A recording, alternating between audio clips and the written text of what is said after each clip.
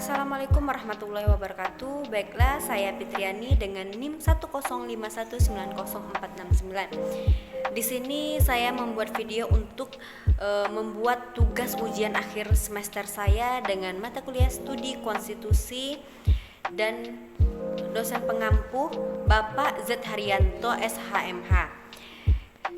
Soal yang pertama yaitu jelaskan dan uraikan hakikat konstitusi menurut 3 orang ahli. Menurut Kamus Besar Oxford Dictionary of Law, konstitusi dijelaskan sebagai berikut. Konstitusi bukan saja aturan tertulis, segala yang diatur tidak hanya berkenaan dengan organ negara dan fungsinya baik di tingkat pusat dan daerah, mekanisme hubungan antara negara dan warganya. Menurut Dewa Gede Atmaja, pengertian tentang konstitusi dibedakan menurut definisi dan konseptual. Menurut definisi dapat dikatakan konstitusi adalah himpunan norma atau kaidah konstitusi.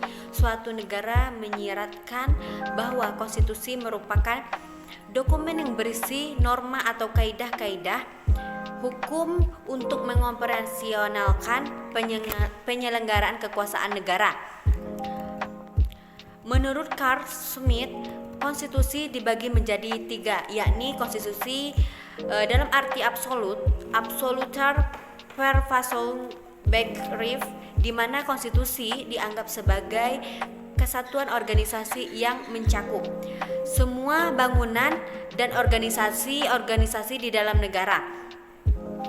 Konstitusi dalam arti relatif Verfassungsbegriff, di mana konstitusi dimaksud sebagai penghubung antara kepentingan satu masyarakat dengan masyarakat lainnya. Konstitusi dalam arti positif, der positive Verfassungsbegriff, di mana konstitusi dihubungkan mengenai ajaran tentang keputusan konstitusi dalam arti positif, mengandung arti sebagai keputusan politik tertinggi yang berhubungan dengan pembuatan peraturan perundang-undangan. Penjelasan yang kedua yaitu jelaskan tentang teori perubahan konstitusi menurut 2 orang ahli dan uraikan tata cara proses perubahan konstitusi. Konstitusi merupakan dasar acuan dalam bernegara dan perubahan konstitusi merupakan suatu keniscayaan yang sulit untuk dihindari. Perubahan konstitusi disebabkan oleh beberapa hal. Di antaranya, karena adanya perubahan keadaan maka adanya perubahan konstitusi. Bisa juga karena adanya perubahan kebutuhan dan kepentingan sehingga menyebabkan perubahan konstitusi.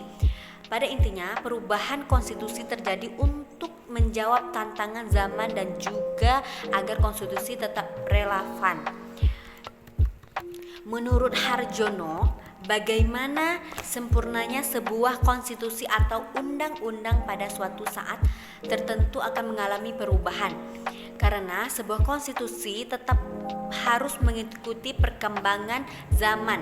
Lebih lanjut, menurut Harjono bahwa perubahan konstitusi dalam arti penggantian juga bisa terjadi dikarenakan adanya penggantian rezim pemerintah yang menghendaki untuk mengganti konstitusi atau undang-undang dasar kepentingan kekuasaannya. Menurut Nikmatul Huda, perubahan konstitusi dipengaruhi oleh beberapa besar badan yang diberikan otoritas melakukan perubahan memahami tuntunan perubahan dan seberapa jauh kemauan anggota badan itu melakukan perubahan. Perubahan konstitusi tidak hanya bergantung pada norma perubahan, tetapi lebih ditentukan oleh kompleks elit politik yang memegang suara mayoritas di lembaga yang mempunyai kewenangan melakukan perubahan konstitusi. Lembaga yang mempunyai kewenangan melakukan perubahan harus berhasil membaca arah perubahan yang dikehendaki oleh masyarakat yang diatur secara kenegaraan. Soal yang ketiga, jawabannya yaitu konstitusi yang berlaku di Indonesia pada saat ini masih dikatakan belum berjalan dengan baik. Kenapa? Karena pemerintah masih belum optimal dalam menjalankan kepemerintahannya, dan banyaknya penyelenggaraan yang terjadi baik pemerintah maupun penjabat negara yang saya rasa masih belum bekerja sepenuhnya untuk rakyatnya, dan masih terjadi beberapa penyimpangan yang dilakukan oleh pemerintah. Pada realitasnya demokrasi hanya menjadi topeng untuk kapasitas kapitalis yang terjadi anehnya hukum di Indonesia saat ini, dan penegakan hukum saat memperhatikan bagi rakyat Indonesia. Keserakahan para oknum penegak hukum menjadi hukum sebagai ladang uang yang dimana hukum yang tajam ke bawah dan dapat dibeli dengan mudahnya.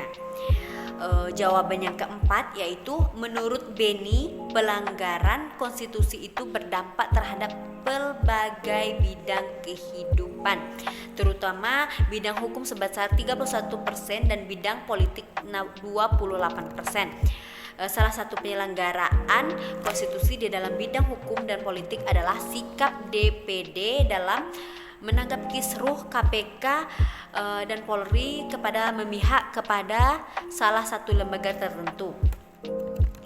DPR juga kerap memanfaatkan kewenangannya demi melaksanakan kepentingan partai.